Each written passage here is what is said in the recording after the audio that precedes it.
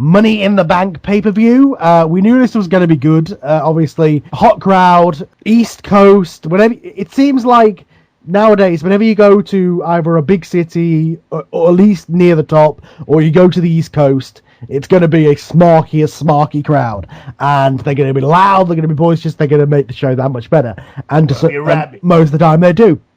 And this was, yeah, absolutely. So we knew that, so we went into it, and that made this show infinitely better, and no more apparent than on the pre-show. Now, I didn't plan to watch the pre-show. And then I started getting things saying, motherfucker, what? There's been this amazing tag match on the pre-show. That was the match of the night. I was like, what? So, yeah, I was like, okay, I'm going to watch the pre-show. And, yes, the opening match got a "This is awesome" chant. Okay. Now, I didn't think it was the greatest tag match I've ever seen, but it was really fucking good. And you take guys like the Usos, who are born and bred, have been brothers, so they've been a tag team their entire life, an actual fucking tag team in there. You put them in there with a great team who are really good workers like the Shield. They tear the fucking house down. The hot crowd got into it. The Usos were over, at least for one fucking night. There was massive reactions for near falls and This is awesome chants. It was a fucking awesome tag match, and it felt like WWE had a really good tag division. I bet when this match was done, they were actually putting this match on the pre-show, to be honest with you. I would have swapped this with the IC title match.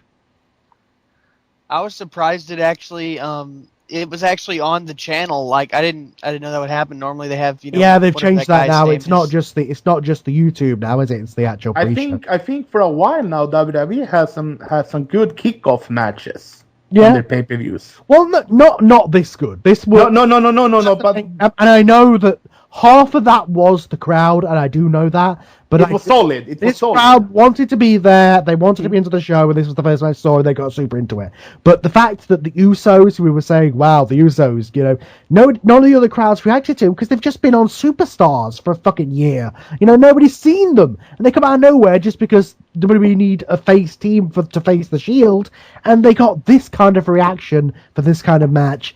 I don't know whether the Usos are going to get this type of reaction everywhere, but in front of the East Coast crowd, in front of the smart crowd, this was the Usos' best fucking night, and it was the pre-show, so you knew if the crowd was this hot for the pre-show, we knew the night was going to be good crowd-wise. Anybody else want to comment on the tag match, TM? I thought that the tag match was absolutely fantastic for what we got. The crowd was, of course, incredibly loud for it, and I think both teams did incredibly well, and what I really liked is, I don't want to say this was the Shield's breakout here, but this really showed that Rollins and Reigns are stars in their own goddamn right. I mean, without the Morning Glory Ambrose in the corner, these two literally said, no, we're better, if not just as good. They ripped those walls down. Amazing. This plus Raw, the Shield now matter again, and I'm not sure whether that's just because we've had some good crowds, and we'll have to see. Alex? What? Sorry, I got up. The pre-show match. What about it? What's the question? What did you think? Oh, what did I think of it? Oh, well, I wasn't planning on watching it at first, and then I was told that, because I was outside. I was outside my house, and somebody put it on the channel, and they said something's on, and I was like, "What do you mean something's on?" It's like, and that's when I found out that they're actually showing it on the pay-per-view channel now, and so I didn't catch the whole match. I only caught the last, 10 minutes of it, so I can't really say if it was that great or not. But I was glad to see the Shield win. All right, Strada? I really liked this match. I think both teams showed up on their best side today. I think the Shield was solid. I think the Usos got a great reaction, a phased reaction, good reversals into counter holds. There were good high spots. And after the match, and the Shield went over, I'm fine with it. It's good. But when Ambrose got into the ring and he was standing before the end of the pre-show, he was staring at the briefcase. He got a loud reaction because the pay-per-view was about to begin. So he was standing in the ring, Yeah. And he got a even greater reaction. So the whole Shield group is fucking over. Yeah, well, again, with this crowd, what was interesting was that a lot of the people in this opening match were some of the most over people of the night because they were just really good heels. But so he ends up going into the to the show, and Ambrose and Fandango are already in the ring, so it's kind of a jobber entrance, but not if you watch the pre-show. So here we go. Opening world title Money in the Bank. Now, we all said as we went into this is going to be weird because it's all heels, and who are the crowd going to get behind that stuff? When I said that, I didn't realise, it's going to be Philly. So, or it's going to be one of these crowds. So this crowd, not only did they pick one favourite, I think they were pretty much cheering for all of them, or to various degrees, just because they liked them as wrestlers. So that was not a problem. Cody, Ambrose looked pumped before this match. Yeah, Cody and Ambrose, I think, were the most over guys of the match. They were getting the biggest cheers, although Cesaro as well to a point, because of course, Philly, ROH and all that. They're one of the towns that I'm sure ROH are big in. But this match, I think, was the better of the two, which is interesting. I think the Raw match had the bigger stars and they had some good spot stuff. But of the two, I think this was the better ladder match. I thought the Ambrose spots with the fucking ladder and he's doing a kip up onto it was awesome. I thought the spots that Cody and that were doing with Cesaro and Swagger helping each other out, and then the story that was told during this match. I mean, we had the Shield coming involved and the Usos came out, so we had feud stuff going on, and it made sense for that to happen. And then we had, when Cody and Sandow came out, they were all cutting promos and stuff, and Sandow, for the second time, because he did it on Raw, took the microphone off Cody, and it was like, something's going to happen here. They're still going to split up. Now, out of the two, I thought Cody would be the one to get the briefcase, but what ended up happening was better, because nobody saw Sandow, but Cody went for that, had it rightly won. The crowd behind him, he was the most over guy in the match. He's going for the briefcase.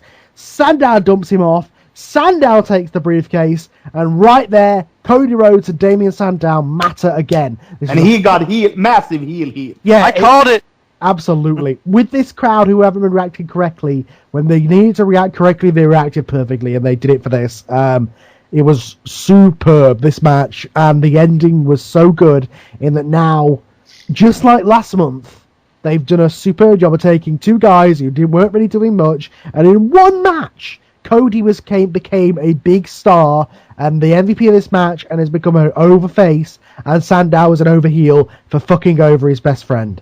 Really, really good stuff, and you've got a really good story going forward, and possibly a world title feud out of these two.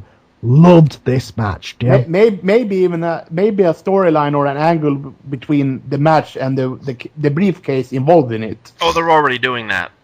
They're already doing it. If you watch Raw, you can already see it. I know. If you guys followed me on Facebook as I was doing the updates, this is the one match where I commented the most because I wanted Cody to win. You could see that I wanted Cody to win. I was screaming. I literally picked up my monitor screaming at him to climb up the fucking thing and grab the goddamn thing. Motherfucker! And that fucking Sandow just fucking ruined it. That fucking snake. They made me boo Sandow. Yeah, they got you. Fucking assholes. I hate them. Just like with Del Rio last month. WWE have smartened up. They know how to make us into marks again. They really do. Yeah, they made me boo Del Rio last month. They made me boo Sandow this month. It's fucking bullshit. It's awesome. I don't know what's happening in that office, whether it's just different writers, whether it's Triple H, whether it's what, but somebody's got smart, booking-wise, on how to make...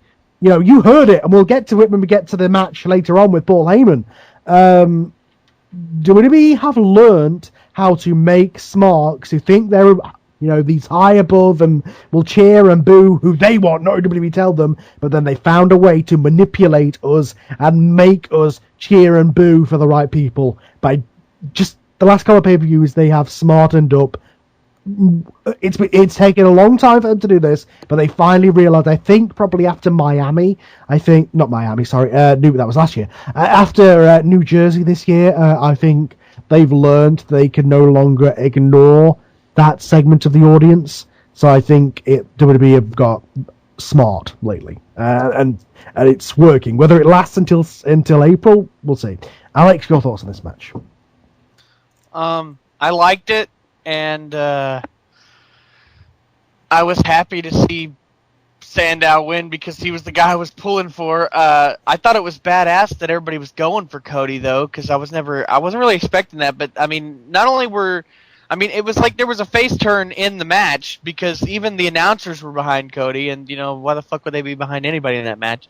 But I think it's cool that they're both going to be in the world heavyweight title scene, and hopefully Sandow will get the belt out of this, and then he'll feud with Cody, and it'll go back and forth for a while, and it'll be interesting TV. I enjoyed it. Alex, Strider, I should say. What about you? Well, something peculiar happened to me. My stream fucked up when the pay-per-view started at 2 a.m. in the morning here. That's why you don't watch on streams. Yeah, but because I missed 15 minutes of the first. But when it started again, I was in the latter part of the match, and I got hooked in it instantly because I think all guys worked their ass off in this match. And there were some good high spots and some good ladder spots, so I really liked it.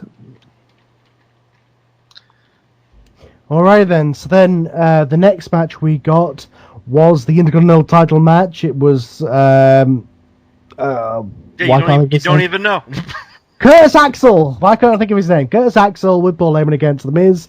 The Miz pulls an Eddie Guerrero during this match, in just the pretending to be knocked out by Heyman, so Heyman gets ejected. I think Heyman! I think that was a smart move considering where they were. Philadelphia, Paul Heyman, yeah. So to get him out of there and to get the focus on the match, that was a smart move. It was a alright, pretty good match. The crowd was funny there. They chanted, "We want Heyman!" Yeah. As much as I don't like Miz as a character, and he's not very good at setting up, for the figure four, and he's not very good at psychology. He's fine in the ring, just having a good back and forth match.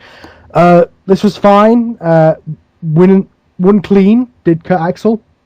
I'm not sure how I feel about the fact that the Perfect Plex is not his finisher, because again they kicked out after 1. Everybody kicks out of it, and it's obvious that swinging face buster neck breaker is his finisher. So the Perfect Plex is his kind of setup signature move. I'd rather it be his finisher, to be honest with you, but at least he wants to do something original. But at the same time, how many twirly faceplant moves do we have in WWE? It would have been nice to have something different. DM? Yeah, this match didn't really do a whole lot for me, mainly because I haven't been able to get into The Miz since 2008. And his WWE title push just soured whatever was left of him. And I don't know, it's just I feel exactly the same way you do about the Perfect Plex. Everyone has kicked out of that fucking move. So he needs to stop doing it altogether, because what's the point? It's like if Brett did the sharpshooter and everyone kicked out of it. There's no fucking point in doing it. Because it doesn't fucking work. So you might as well just hit him with the fucking bull hammer. I'm serious, at least that move works. Why can't he change it to have it as his finisher when his opponent is tired and weak? Well, that's the theory, but it's the fact that everyone fucking kicks out. You can almost see it's Perfect Plex, he's gonna kick out. When Perfect hooked that Plex, it was all over. No one kicked out of it. Yeah, but that was a different era where no one kicked out of finishes in general, whereas nowadays everybody kicks out of finishes. But yeah, absolutely. Alex? It was alright.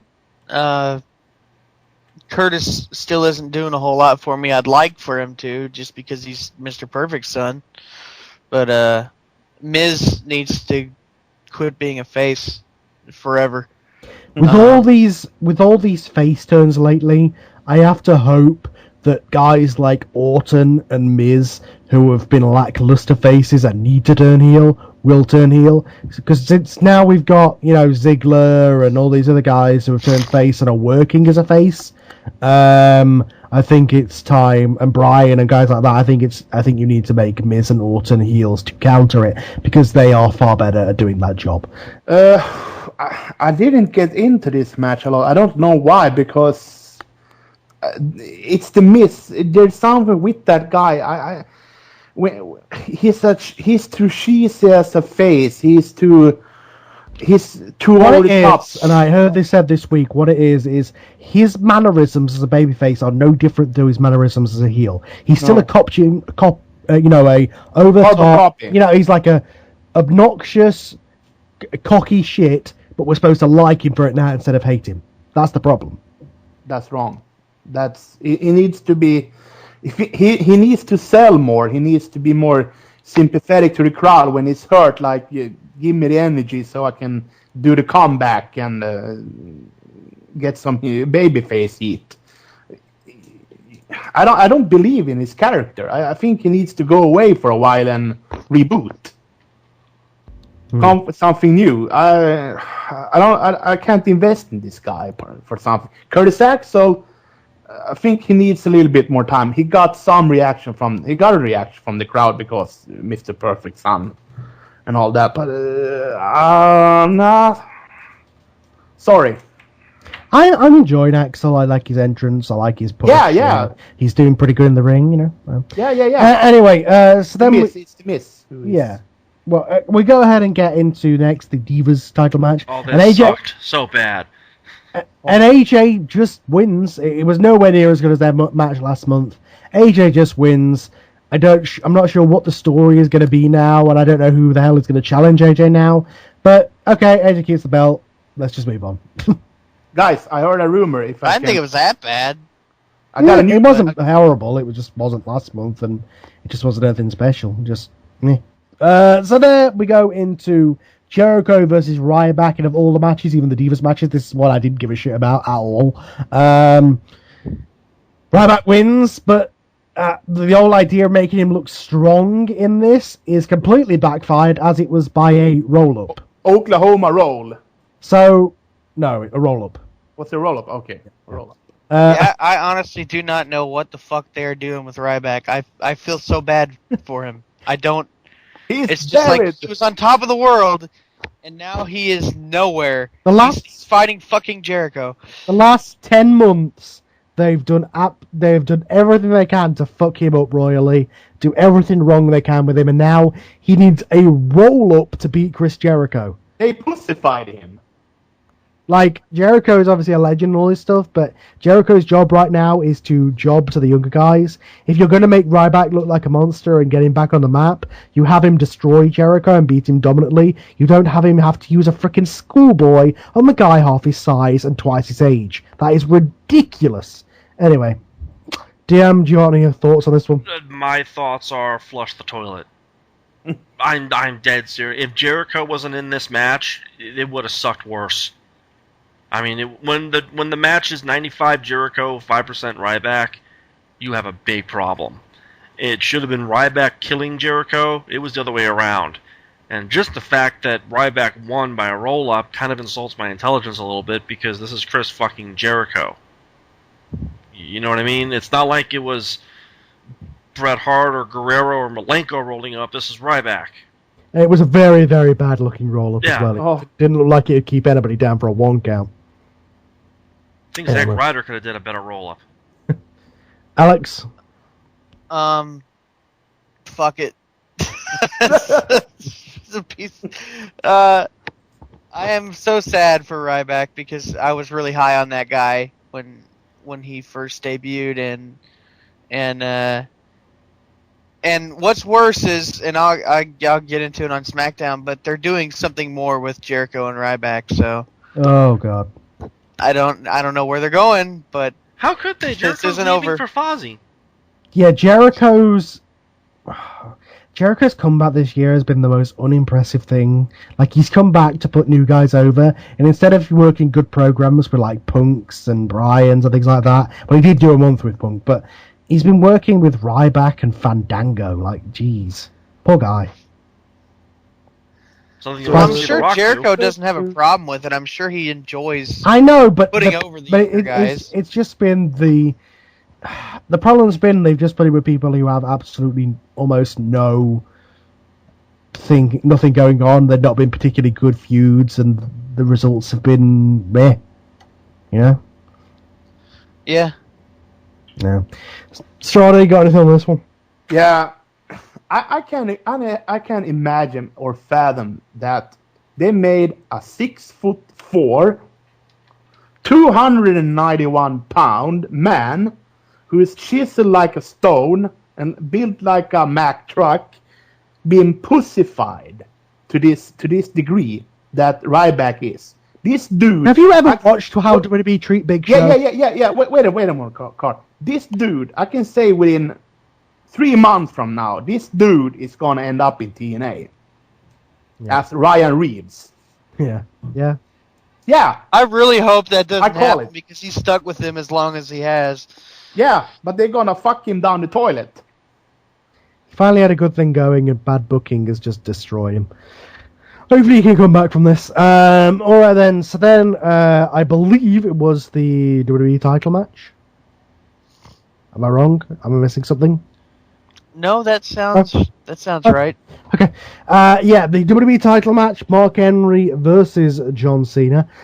This was a fun main event, monster heel match. It wasn't the greatest thing in the world, but the crowd got really into it towards the end. That was, the crowd made this match much better because they were super into Henry and the near falls and things like that. But the fact that Mark Henry lost by submitting to John Cena, do not like that at all, because again, the whole thing's been built up as, Henry is this huge giant monster, and then Henry just taps out. It just... What's funny is, since you've watched that interview with Henry too, he's like, "What's the big deal?" That's what he said in the interview. He's like, "I don't get it. He doesn't Why can't I tap out to Cena?" It's just there's no strong heels. What I found interesting, we'll get into with Cena, and it probably this covers Raw as well. Cena is being given the old school title run. He's being given the Hogan title run. He's being given the Shawn Michaels in '96 style title run, where they build a guy up for a month, and then Cena beats them, and then the next night of Raw, they build somebody else up for a month, and Cena beats them. I don't mind it. I like it. It makes a good damn title reign for Cena, that he's beating all these guys, and they're doing a good job of building somebody for that month and making them look like a good challenger. They've done a fantastic job of that. It's just I wonder how long it can go on before there's just going to be a graveyard, and then Cena, because he'll just have killed everybody. Do you know what I mean? Cena destroying heel since 2005. DM, thoughts on this one? I could not get into this match if you were to set the referee on fire. I've seen the match 17 times. The commentary was exactly the fucking same as they did it on December 12th, 2012. It was the same goddamn thing, the same fucking motions, just minus Kane coming down to the ring to showing off a new mask. Wasn't it 2011? 2012. I swear Kane came back with a mask at the end of 2011. Was it? I could have... Okay, then 12. I think it was 12. It was 11. I'm telling you. Kane came back with a mask at the end of 2011. I am absolutely certain. Either way, it was the same goddamn match. And they went on and on how Cena couldn't pick up Henry. It was like, really? We're not stupid. Yeah, that was one thing that I really disliked. Big Show on commentary, up in the booth. We've seen him pick up Big Show. He can't pick up Henry. Just stop. So I was annoyed with the match. Cena wins, moving on. I didn't care. I did not fucking care. And yeah, all credit to both of them for trying. I'll give them that. But it's not Flair Steamboat. It's not Savage Hogan. There's no flavor to it. I've had this steak. Give me my fucking potatoes. I was interested in it just because of how good Henry's been lately. That's all. Yeah, Henry has been good, but in the end, he's just going to lose. No, I know, but again, they're giving John Cena that old school Hogan style title run, which I don't really have a problem with. At least it's old school, so at least it's wrestling. Alex? I was kind of into it just because I like Mark Henry and and he's fun. He's fun to watch, and I mean, I knew he was gonna lose, but I mean, I still had hope. I knew he was gonna lose. That's like one of the tweets that showed across the screen made me laugh because it perfectly sums up what anybody should really be thinking at the time. It says, "My brain says Cena, but my heart says Mark Henry." It's like that's exactly how I felt. I wanted Henry to win, but I knew Cena was gonna win. Yeah. And exactly the same. You bring up a good point there. Even though Cena's being given this old school title run style thing, it's not like every month we know Cena's going to win. It's like every month people want the other guy to win, and there's a possibility that the other guy's going to win. So they're doing a good job and making the challengers look strong. They're trying, but this was also the same point where I went, "Oh fuck, they're not going to do my idea now." They're saving money in the bank for the last. Fuck. Yeah, when this match was on before the Money in the Bank, that was like, okay, no cash in then. Which I do have a problem with because I think the WWE title should be the main fucking event. Always. Yeah, but it's what the pay-per-view's named after. You know what I mean? Strada? Well, this is where I took my shit break. So I came back afterwards when Cena was in the STF lock. That must have been a long shit because they went for 11 minutes.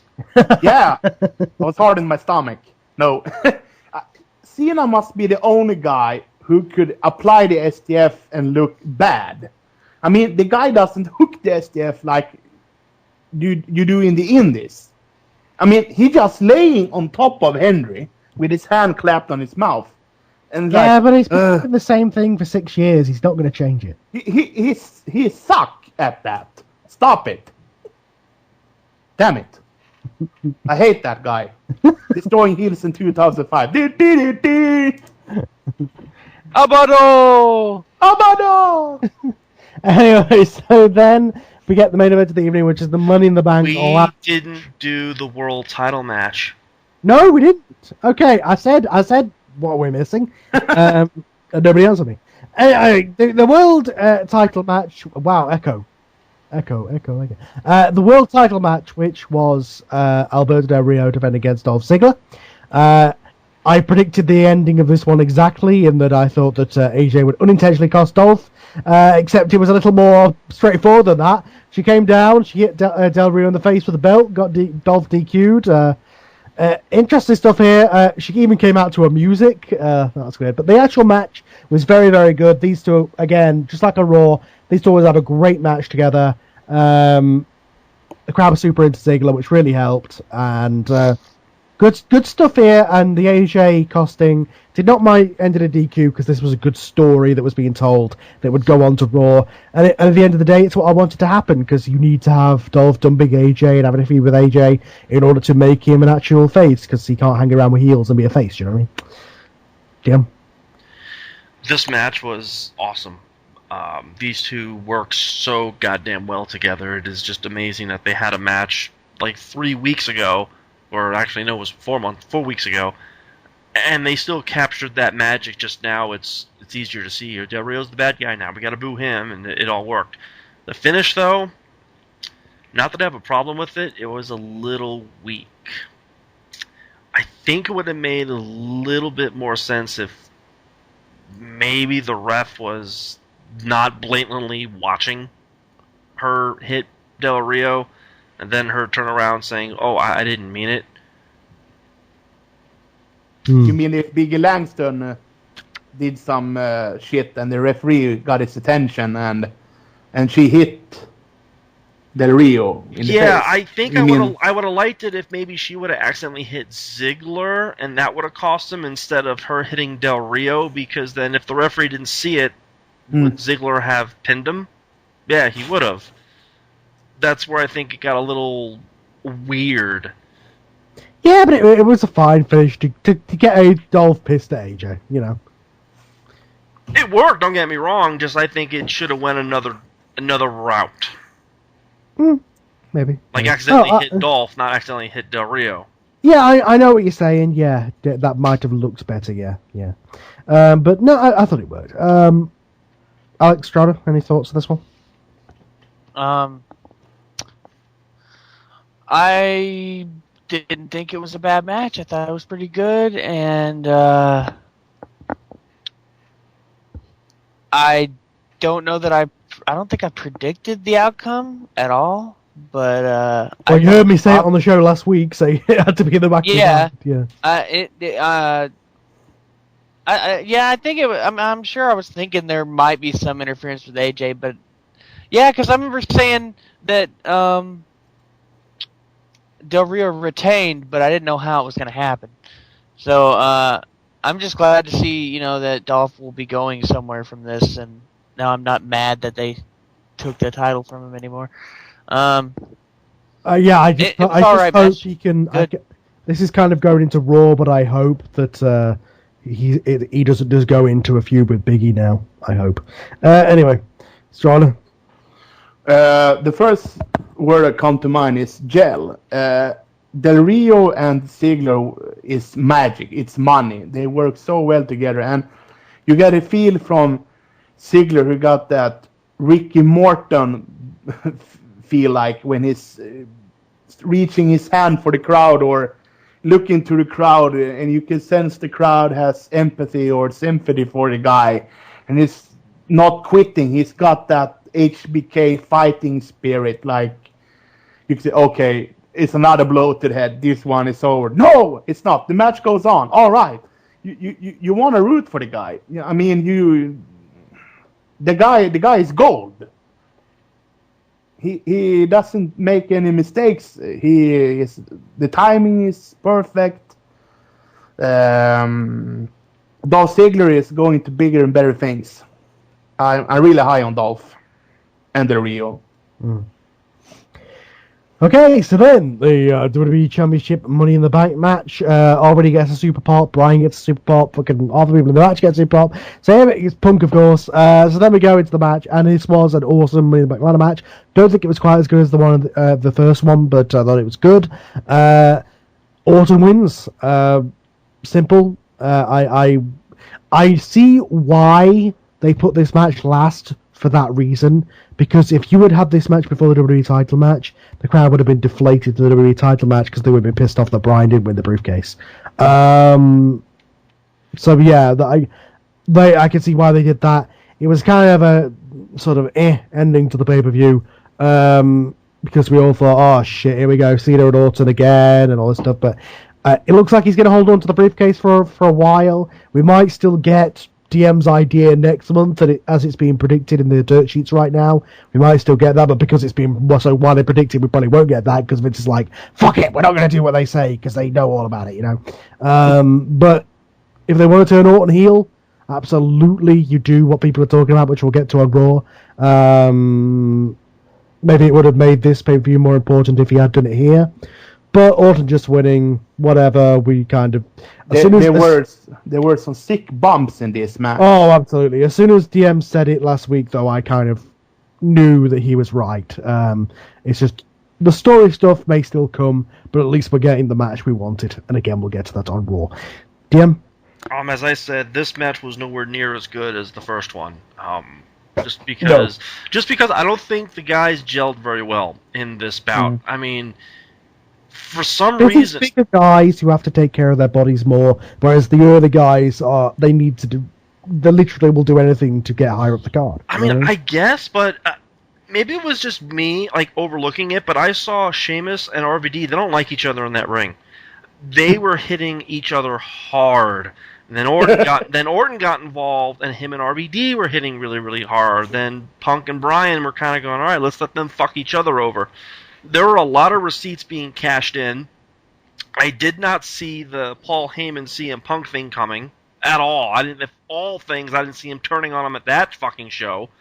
Oh yeah, that was awesome. That was an awesome, well done moment as well. They got the crowd in Philadelphia to boo Paul Heyman. That was a good heel turn. Heyman did it perfectly. Yeah, good. It was. So psychologically, the match was good, but physically, there wasn't a lot of meat to the steak in this one. And then Orton gets the briefcase, and the fans like, yay, all right, we're going to go home now. Why did Curtis Axel get involved during this match? to bring out Heyman, I guess. Because when that happened, I was like, okay, so there's going to be an IC title feud for Bryan and Curtis, but no, it looks like Bryan doesn't even care that Axel cost him. Because it wasn't like Axel hit everybody, he just cost Bryan. Huh. I guess that was to get Curtis Axel Heat and to bring Heyman out, that was the only reason. However, it just seemed weird to me. I was thinking in this particular match that there were some, as I said to you, Carl, some sick bumps. I was thinking about the Sheamus thing when he hurt his shoulder or something, or back, when he's going through that ladder. And Punk, when he was on the arena floor, when he was... Sheamus was the punching bag of this. Sheamus was the MVP of this match. He got the shit kicked out of him. Oh, yeah. He took all the major bumps, did Sheamus. I thought he broke his arm when he fell through that ladder, because when he came up, his arm was, like, fucked up. Yeah. Dangling. And I said, Jesus Christ. New respect for Sheamus. He took some sick stuff during this match. He's a big, strong guy. He should be the one taking the bumps. Yeah. And the spot when I think Punk was going through, what happened? Did he got a spear through the ladders or something? It happened so fast. I heard. I know somebody went through the sawdust ladder. I think it was Sheamus, wasn't it? Yeah, Sheamus went through, and usually he puts Sin Cara through the sawdust ladder. Now it's him putting himself through it. Yeah. And the Heyman. Oh, go ahead. Yeah, and when I thought to myself, wait a moment, Punk is at the ladder. Yes, he could make it number 3. I was really thinking. Then Heyman come. No, and he was chewing out Axel. What are you doing? What are you doing? I want him to win. I want him to win. What is the matter with you? You dumb son of a bitch. And then he was helping Punk getting up to the ladder. And then he took the ladder and whammed it on his right calf. And he went down and he just turned around and said, "You motherfucker." He beat the tar out of him with that fucking ladder. I think Punk said "fuck you" or something to him. He got that ladder on his head, and I heard that. Oh man, this is gonna be good. I think they almost made it. I think they made it almost too obvious that something was going to happen to Punk, but I did not think that of all people it was going to be Heyman. I was waiting for Brock. Oh. The fans have been waiting for Brock. They kept looking down the aisle. That fucking snake Heyman. What I thought was cool was Heyman was so into it that he threw his jacket off when he was leaving. He looked like a badass. Heyman, of all people, looked like he was ready to just kill some people that night. He just beat the shit out of CM Punk with a ladder, and he took his jacket off, and he's like, all right, I'm leaving. Fuck y'all. So, with that said, fucking awesome pay-per-view.